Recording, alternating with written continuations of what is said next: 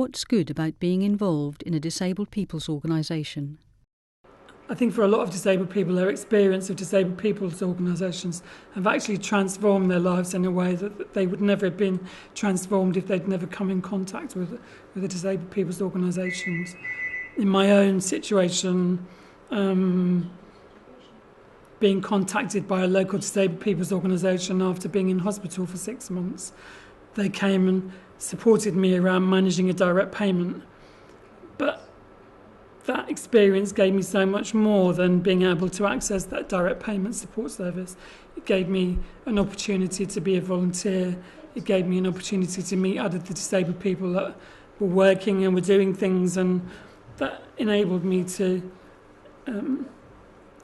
dispose of all of the messages that I was getting from my doctors and district nurses that I would never work, that I could never really do very much. And so it can be a real vehicle for change. There is no other organisation or that can provide disabled people with that kind of support that you almost don't notice that it's support. It's peer support. It's life changing. I think the great thing about working in a DPO is that I think particularly for disabled people who may have had a segregated childhood, it actually can sometimes be the first opportunity where you get a sense of your own identity as a disabled person in a political context, rather than the very, very traditional medical model approach, which is often what our lives as disabled children is kind of steeped in. And I think certainly when I first started working within the disabled people's movement, it was only when I met another disability rights activist that actually the social model, which I'd heard about before, actually started to take on kind of like a real meaning for me as a disabled adult. And I think it's the kind of thing that DPOs do. No one really identifies it as a sort of anything that we do in any kind of proactive way. It's just something that starts to seep into your core, I think, as being part of a disabled people's organisation. I think one of the best things about working for disabled people's organisation is that there's that peer support element to your work. You know that if you work in another workplace, you might be the only disabled person in that environment, and there is that misunderstanding, and there is those barriers still in place. I mean, whilst we may have addressed access barriers, there's still a lot of attitudinal barriers to disabled people, and you feel as well that you have to prove yourself all of the time. But here we're working for disabled people, so in the end we're trying to get the best results for disabled people. We're not striving to prove ourselves to maybe people who are, discriminatory in their opinion of disabled people and their place in the workplace. I think working for a disabled people's organisation is brilliant because we're able to be very creative, because we're small and not shrouded in bureaucracy, and we're much closer to the people that we want to benefit. Yeah, well, I think been the best. I think good. We've had a chance to help people like ourselves to get their voices heard and make sure they're treated as equally as anybody else. When I've gone out and tried to tell them that they're no different and make sure that they got their right. They're more understanding of disabled people's issues and supportive and that sort of thing. And you can get some sort of support in other ways from them. Share ideas and that sort of thing.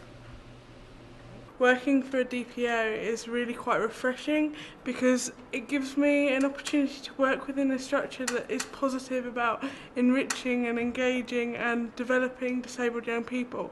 Often within young people's work as a whole, disabled young people are kind of a commodity, a tick box that needs to be addressed rather than people that are actively involved in the process. Whereas working for a DPO, I know that the voice of young disabled people is core to what Alfie does and how Alfie works. Not only that, but the experience of the whole organisation is a positive role model for the young people that we work with.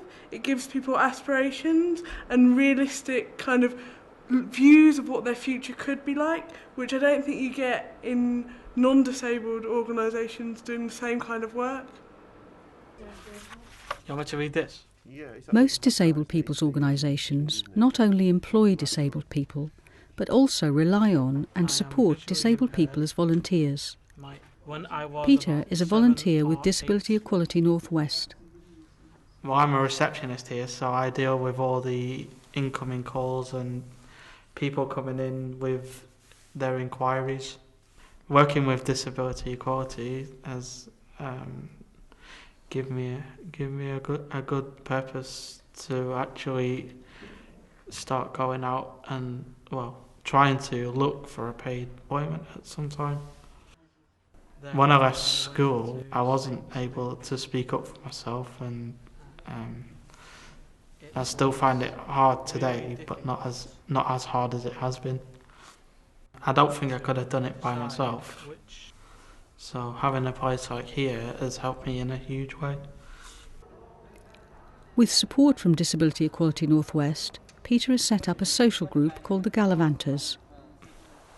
I came up with the idea because I had friends that had not met any disabled people before, and my friends that were disabled weren't getting out and meeting new people.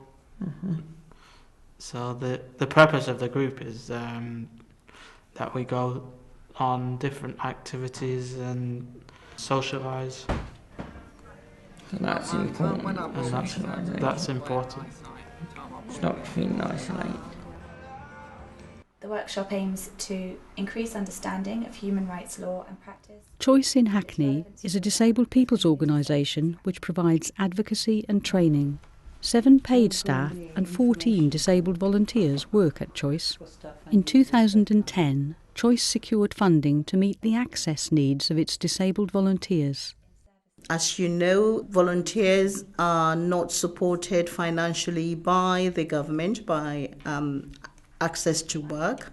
The money we got has gone a long way because that's helped us to provide things like British Sign Language interpreters for our volunteers, to provide note takers, to contribute to their travel during work. For instance, advocates going to do home visits who can't use public transport because it's not accessible. We've been able to use this money to pay for services like that. So that's great. Louisa took part in advocacy training at Choice and now works as a volunteer. It's good to you to feel that you can do something, how can I say, to be useful, because I'm disabled as well. It's good to work in an organization who helps people with disability. The staff are very supportive. It's good because I learned certain things that I didn't know.